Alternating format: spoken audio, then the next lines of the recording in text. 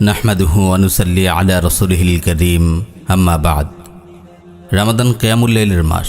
কিয়ামুল লাইল আদায়ের এত সুন্দর সুযোগ আর কোনো মাসে পাওয়া যায় না। সাহরির জন্য একটু আগে ভাগে উঠলেই অনায়াসে ৮-১০ রাকাত কিয়ামুল লাইল আদায় করা সম্ভব। কেউ যদি রমাদান মাস জুড়ে মনোযোগের সঙ্গে কিয়ামুল লাইল আদায় করে, তবে ইনশাআল্লাহ এটি তার অভ্যাসে পরিণত হবে। প্রিয় ভাই ও বোন, রমাদানের সময়গুলো একে একে কেটে যাচ্ছে। রমাদানের মোবারক রাতগুলো একে একে শেষ হয়ে যাচ্ছে। আপনার কিয়ামুল লাইল আদায়ের তৌফিক হচ্ছে তো? এমন ভরে ইবাদতের মৌসুমেও যদি আপনি তাহাজ্জুদ পড়তে না পারেন, তবে আর কবে পড়বেন? আল্লাহর প্রিয় বান্দারা রমাদান মাস জুড়ে নিয়মিত কিয়ামুল লাইল আদায় করেন। শেষ রাতের নির্জন প্রহরে জারজার হয়ে আল্লাহ রাব্বুল আলামিনের দরবারে রোনাজারি করেন, গুনাহগুলোর জন্য ক্ষমা চান, জাহান্নাম থেকে মুক্তির জন্য প্রাণ ভরে দোয়া করেন। আল্লাহ রাব্বুল আলামিন ইরশাদ করেন, তাতাজাফা জুনুবুহুম আনিল মাদাজিয়া, তাদের পার্শ্ব বিছানা থেকে আলাদা হয়ে যায়। ইমাম ইবনে কাসির রাহিমাহুল্লাহ এই আয়াতের ব্যাখ্যায় বলেন, তারা আরামের বিছানা ছেড়ে রাতের সালাত আদায় করে। ইমাম আব্দুল হক ইশবিলি রাহিমাহুল্লাহ বলেন, তাদের পার্শ্ব বিছানা থেকে পৃথক হয়ে যায়, ফলে তারা অস্থির হয়ে পড়ে, কারণ তারা আল্লাহর ধমকের ভয়ে থাকে এবং তার প্রতিশ্রুত পুরস্কারের আশায় থাকে।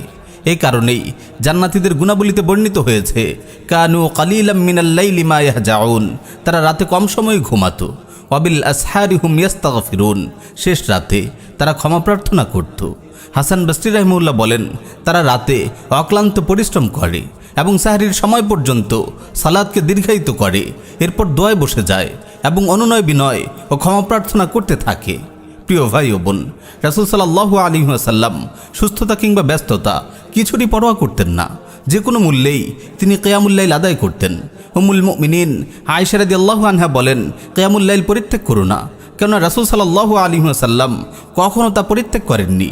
তিনি যখন অসুস্থ হয়ে যেতেন বা দুর্বলতা অনুভব করতেন, তখন বসে বসে সালাত আদায় করতেন। রাসূল সাল্লাল্লাহু আলাইহি ওয়াসাল্লাম যাদেরকে ভালোবাসতেন তাদেরকে তাহাজ্জুদের জন্য জাগিয়ে দিতেন। একবার তিনি শেষ রাতে আলী ও ফাতিমা রাদিয়াল্লাহু আনহুমার কাছে যান। তিনি তাদের বলেন, তোমরা কি কিয়ামুল লাইল আদায় করবে না? তখন আলী রাদিয়াল্লাহু তাআলা আনহু বলেন, আমাদের অন্তরগুলো তো আল্লাহর হাতে, তিনি যখন আমাদের জাগাতে ইচ্ছা করবেন জাগিয়ে দিবেন। আলী রাদিয়াল্লাহু তাআলা আনহু এর এমন কথা শুনে তিনি কোনো জবাব দিলেন না। ফিরে যেতে যেতে আপন উরুতে আঘাত করতে করতে কেবল এই আয়াত তিলাওয়াত করলেন, ওয়া কানাল ইনসানু আকসারা শাইইন জাদালা, মানুষ অধিকাংশ ব্যাপারেই বিতর্ক প্রিয়। ইমাম তাবারি রাহিমাহুল্লাহ এই হাদিসের ব্যাখ্যায় বলেন, যদি রাসূল সাল্লাল্লাহু আলাইহি ওয়াসাল্লাম কিয়ামুল লাইলকে অধিক ফজিলতময় মনে না করতেন, তাহলে আপন কন্যা ও চাচাতো ভাইকে এমন সময় বিরক্ত করতেন না, যেই সময়টিকে আল্লাহ তাআলা সৃষ্টির জন্য প্রশান্তিদায়ক বানিয়েছেন। প্রিয় ভাই ও বোন, রমাদানের এই সময়গুলোতে অসীম ফজিলতপূর্ণ ইবাদত কিয়ামুল লাইল আদায় থেকে যেন আপনি মাহরুম না হন। দোয়া করি রমাদানের শেষ রাতের মোবারক প্রহরগুলো আপনার জন্য নিয়ে আসুক রহমত, মাগফিরাত ও নাজাতের আসমানি সওগাত। আল্লাহ তাআলা আমাদের সবাইকে আমল করার তৌফিক দিন। আমিন ইয়া রাব্বাল আলামিন।